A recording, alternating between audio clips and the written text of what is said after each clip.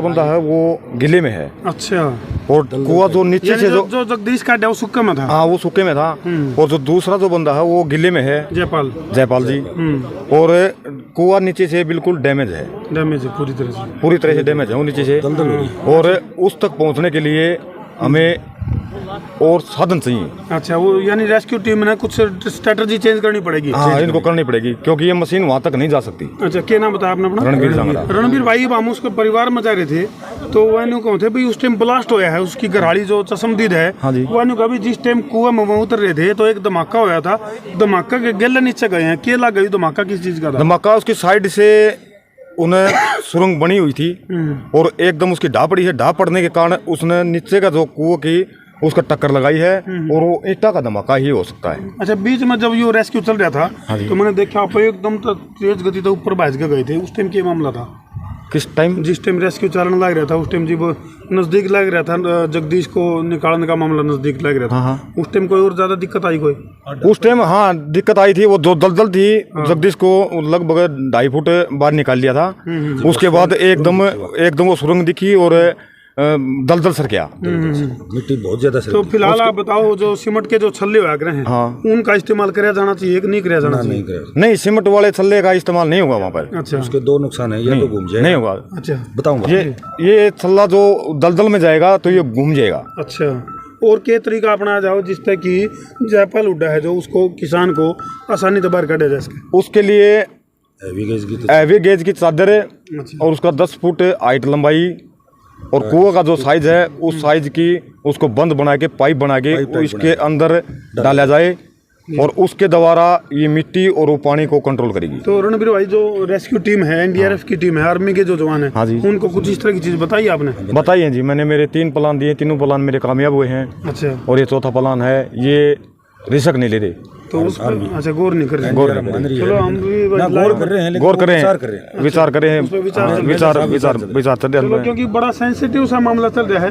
और फिलहाल जो पूर्व वित्त मंत्री हैं हमारे के मौजूद हैं, संपत सिंह जी से बात कर रहे हैं। संपत सिंह जी जो हल्का वासियों के लिए दिन रात एक साथ रहे हैं और ये भी इस दुख की घड़ी में सम्मिलित होने के लिए इनसे बातें करते हैं हम। नमस्कार जी। नमस्कार जी। नमस्कार। तो सर जी, आप जैसे ही आपको पता रात को लगा या सुबह लगा, कैसे कितने बजे लगा? नहीं, मुझे तो रात को पता लग गया था, मैं दिल्ली गया हुआ था और सुबह मौके पर मैं आ गया। लेकिन मुझे पता लगे ना लगे, प्रशासन को पता लग गया था। प्रशासन की टीम पूरी आ गई। पहले गांव वालों ने बहुत प्रयास किया। कल सुबह का 7 बजे घटना है। सबसे पहले तो गांव के भाइयों ने बहुत प्रयास किया, पूरी तरह से सारे गांव के भाई एकजुट होकर, वो 2 परिवार के सदस्य न होकर सारे गांव के सदस्य बन गए और सारे गांव के लोगों ने बहुत प्रयास किया। उसके बाद जिस तरह से पुलिस आ गई, प्रशासन आ गया, एनडीआरएफ की टीम ही पंजाब से आती है, दूर से आती है, वो भी आ गई, बठिंडा से। मिलिट्री के मेजर साहब भी आ गए अपनी टीम को साथ लेकर।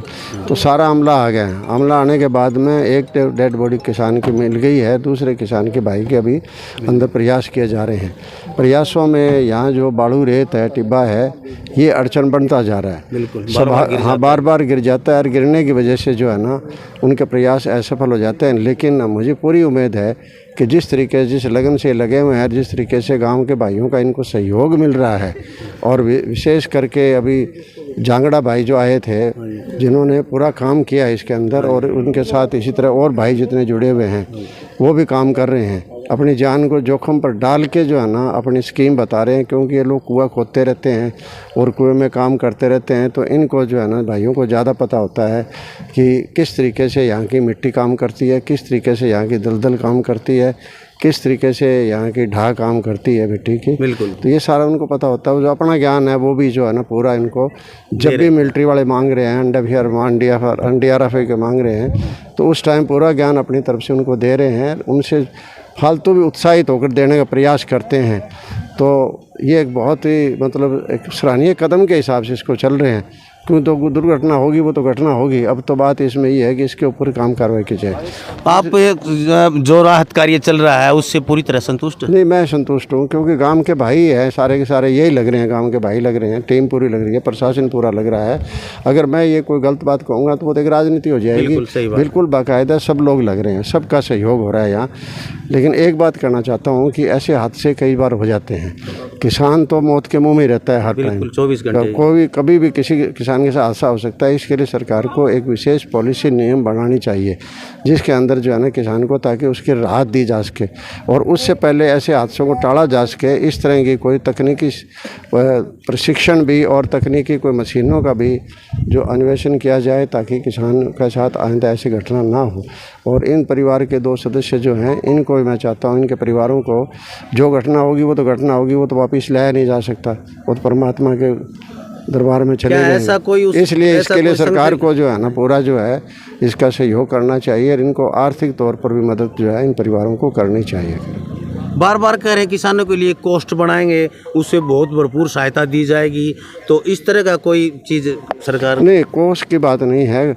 वो तो देखो किसानों के लिए तो कमीशन बैठ के और वो सारी रिपोर्ट तैयार करे, एक कमीशन बैठ जाए कृषि के ऊपर कि किसान की क्या क्या दिक्कतें होती हैं, जो दिक्कतें होती हैं उन सब दिक्कतों का जो है ना एक किस्म का उनकी खोजबीन करके किसानों की राय लेकर, वो ना हो कमीशन के जो दिल्ली में बैठ के काम करने वाला कमीशन हो, किसानों के बीच में आकर काम करने वाला कमीशन हो, तो उससे क्या है कि लोग अपनी राय दे सकते हैं कमीशन को और उसके ऊपर ताकि बात को माना जाए तो सुचारू रूप से काम कर सके किसानों के लिए, उसमें मदद होगी।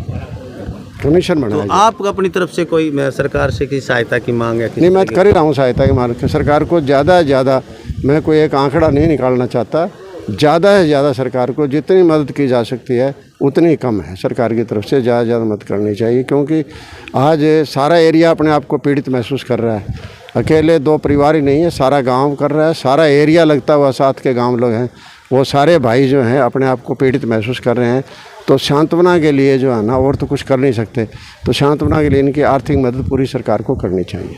बहुत बहुत धन्यवाद ये चौधरी संपत सिंह जी जो अपनी सांत्वना देने के लिए यहाँ पर खड़े हैं और आए हैं। और आइए मैं और लोगों से बातें करवाता हूँ आपकी, यहाँ जो भी प्रत्यक्षदर्शी हैं।